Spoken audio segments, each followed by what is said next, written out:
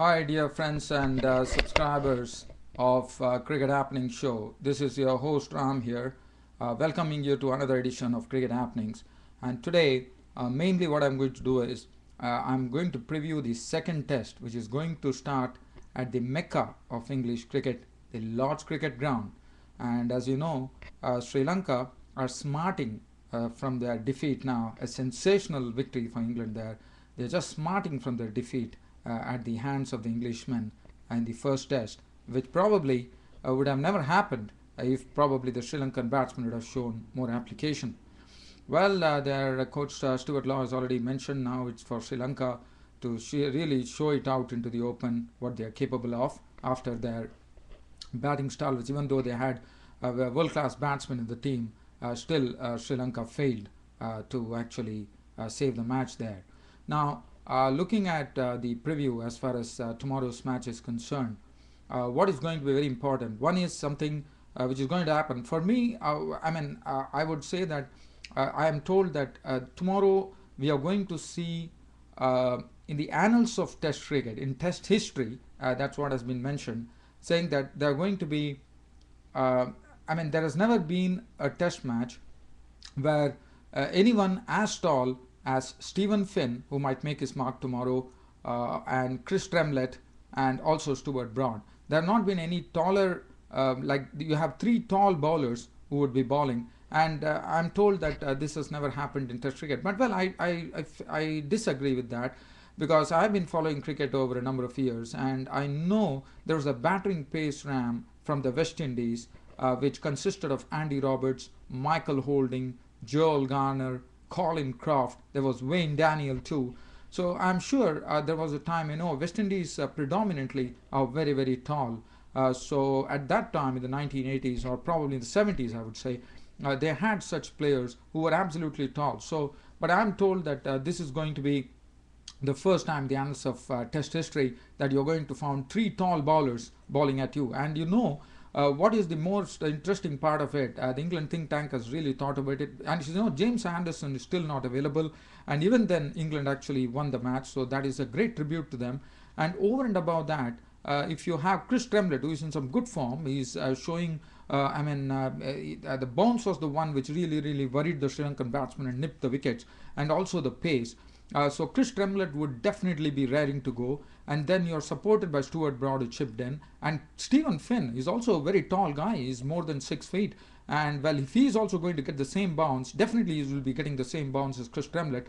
Well, that is going to pose double problems for the Sri Lankans, and this is going to be played at Lords.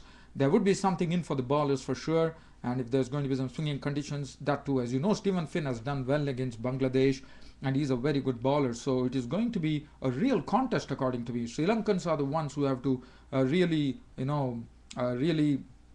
do something out of the extraordinary to combat the pace and bounce on the Lord's wicket against these three bowlers. So that is going to be the key. Other than that, what I would like to really talk about as far as England is concerned, well, England are in some great form. Probably Andrew Strauss would like to get some good runs under his belt tomorrow. Alistair Cook has already had it. Jonathan Trott is, ECB Player of the Year. Then you have Kevin Peterson. He failed in the first test, but after winning the first test match, I know Kevin Peterson will be all G'd up to actually put up a good performance there the second test. Who would not like to actually score a century or a double century at the Lord's Cricket Ground? And that is something that will be a memory that they will cherish forever if they could score it at the beautiful Mecca of English cricket, the Lord's Cricket Ground. So that's something. And besides that, as far as Sri Lanka is concerned, what are Sri Lanka going to do? Now, Sri Lanka, the spinners, I was telling that was the best bet, but still they need to do a lot. Even though Surangal Akmal bowled well, but still there is a lot to be desired.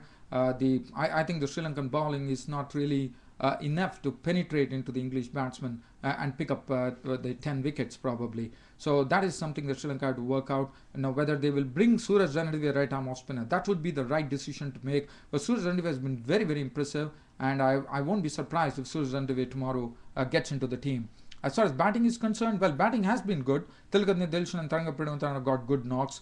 Samaravira is a classy player. He made a 50, but probably he has to make a long one. and Kumar Sangakkara and Jayawardene has to lead by example because they are the most experienced persons in the team. The youth Tisra Pereira performed well, and the other bowlers. But what is going to be really interesting, as I said, the battle is going to be between the bat and the ball, because the pace bowlers from England, the pace and swing bowlers against the Sri Lankan batsmen, where Sri Lankan batsmen can actually do something out of the ordinary to combat the pace and bounce of the English bowlers. That remains to be seen. So that is the moot point. Other than that, let me see whether I have. So tomorrow is the second test match, the npower test series, which is starting at the Lord's Cricket Ground. Other than that, I'm trying to see whether I can give you any other information. Well, the information that I have is I'm told that Barnes is in trying to get the job of the Bangladeshi coach, so he is really gunning for it. Other than that, I don't have anything else to share, dear fans, subscribers, and friends for Cricket Happenings. Thanks for watching my preview of the England-Sri Lanka second test clash at the Mecca there, the Lord's Cricket Ground. So that's it from me, your host Ram, for the Cricket Happening show for today. Meet you all tomorrow. Thank you.